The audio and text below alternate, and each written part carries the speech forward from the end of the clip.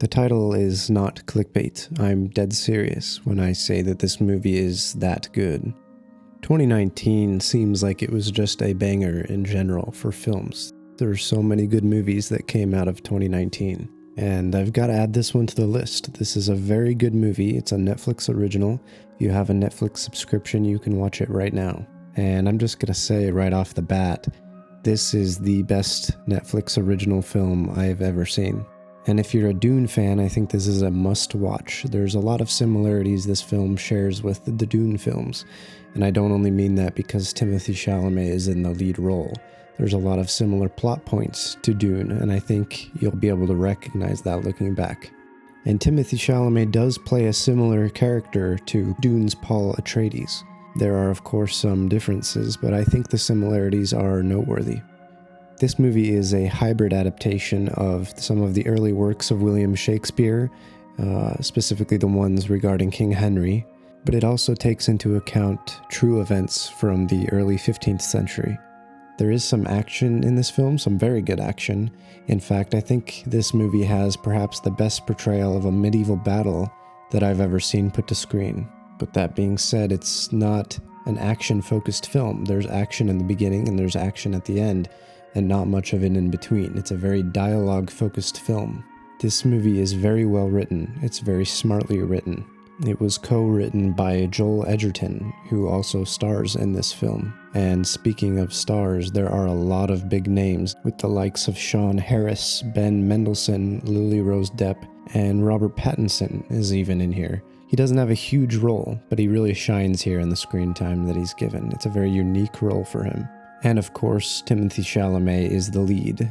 Timothée makes up 90+% of the screen time here. It's a very character-focused story, but every performance here is fantastic. Everybody is putting in their best effort, and the script really allows the actors to give their best. The King has a very good score. It's a very haunting soundtrack that really reflects the story and what Timothée Chalamet's character is feeling and going through in any given scene. The score really does a lot of the heavy lifting, but Timothée Chalamet also gives a very good performance. There are parts where he says little to nothing, and you can still tell what he's feeling based on his performance. This is a very burdened character who has the crown of England thrust upon him, and he has to deal with the ramifications and consequences of simply just being in power. This is a story that I could easily see somebody trying to adapt into a TV show that would be too long, but this movie knows what point it's trying to make, and it makes it concisely within the runtime it's given. By the end of the film, it's very clear what this movie is about and what the story was trying to say. Most of the scenes are pretty short. Characters really, in some of them, only say 1 or 2 lines. I loved the pacing of this film.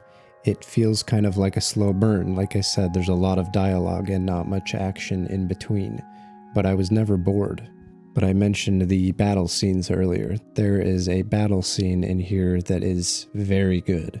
It's very gritty, it's very dirty, it's very close. You spend a lot of the time very close to everything that's going on, and it's very chaotic. It feels very dangerous. It throws you right in the middle, and it's exactly how you would think a medieval battle would look like. But this movie does not glorify war. In fact, it goes out of its way to tell you how terrible war really is.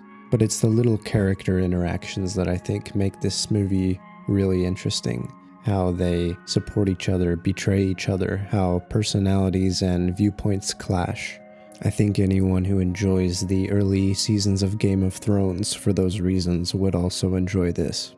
But I don't think The King really wants to have a grand scope. It doesn't try to focus too much on world building. As I said before, it's a very character-focused film.